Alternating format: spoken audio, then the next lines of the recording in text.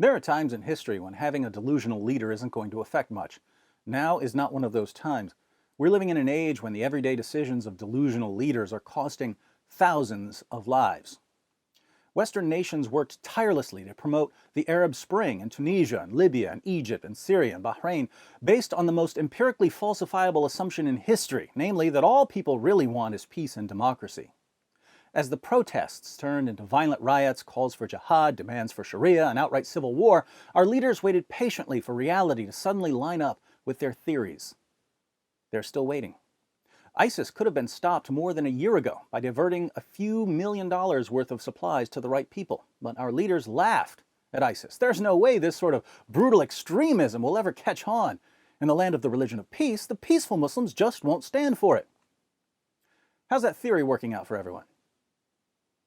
ISIS could have been at least contained even before that by not withdrawing troops from Iraq until it was safe to do so. But President Obama was convinced, without the slightest bit of evidence apart from the liberal nonsense he absorbed at Columbia and Harvard, that the only reason there are any jihadists in the Middle East is that the United States keeps bothering them. Just pull out the troops and praise Islam and the hearts of jihadists will melt at the gentle gesture.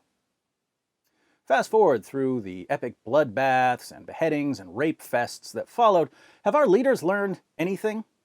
No, facts simply cannot penetrate their ivory towers, which is why I'm starting to think that our current leaders are a hopelessly lost cause and that we should be looking to the future of Western leadership. But to avoid the inexcusable mistakes of the past, I suggest we give potential world leaders a pop quiz. Take some issue that's enormously confusing to our current leaders, but that wouldn't be confusing at all to a slightly informed 5-year-old. There are plenty of examples here, but let's look at one: the importance of jihad to the Muslims who wage it.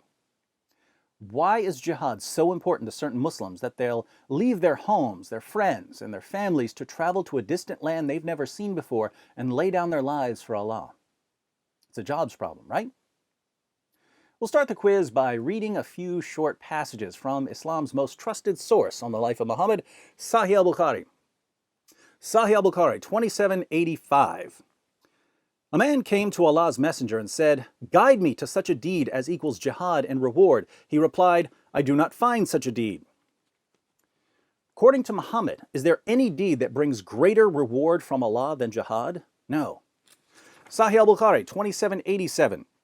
Muhammad said, Allah guarantees that he will admit the mujahid, someone who wages jihad, in his cause into paradise if he is killed. Otherwise, he will return him to his home safely with rewards and war booty. Allah guarantees paradise to the jihadist. So if you want assurance of salvation, if you want to know where you're going when you die, what do you need to do? You need to go fight the unbelievers and the hypocrites. Sahih al-Bukhari, 2795. The Prophet said, "Nobody who dies and finds good from Allah in the hereafter would wish to come back to this world, even if he were given the whole world and whatever is in it, except the martyr who, on seeing the superiority of martyrdom, would like to come back to the world and get killed again in Allah's cause." Once you make it to paradise, where you get to spend eternity deflowering virgins, there is nothing that would make you want to come back to this world except martyrdom, because of the reward you get from Allah by dying for him while waging jihad. Sahih al-Bukhari, 2796. The Prophet said, "A single endeavor of fighting in Allah's cause in the afternoon or in the forenoon is better than all the world and whatever is in it." According to Muhammad, what's the greatest thing in the world? Love? Friendship? Marriage? Nice house? Democracy? Freedom? No, the greatest thing in the world is fighting and dying for Allah in a jihad. Sahih al-Bukhari, 2797. Muhammad said, "By him in whose hands my soul is, I would love to be martyred in Allah's cause, and then come back to life, and then get martyred, and then come back to life again, and then get martyred, and then come back to life again, and then get martyred." In chapter 33, verse 21 of the Quran, Allah declares that Muhammad is the pattern of conduct for Muslims. As we've seen, Muhammad says that he would love to die while waging jihad and then come back to life so he can fight some more and then die again, and then come back to life so he can fight some more and then die again. Pop quiz. Is it possible for these passages to play any role in the behavior of any Muslims, ever? Is it even possible for Muhammad's commands about jihad to affect what Muslims do? Many of our current leaders would answer no.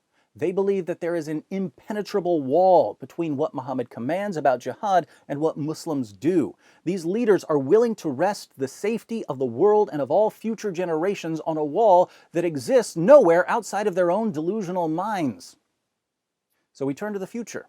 Potential leaders of the future. If you answer no to the question, is it possible for Muhammad's commands about jihad to influence Muslims, you fail the leadership quiz. You are carrying some serious ideological baggage that's going to get lots of people killed if you are ever given the task of making decisions for Western nations. So if you answer no, do the world a favor and choose another line of work. May I suggest unicorn stable boy or girl?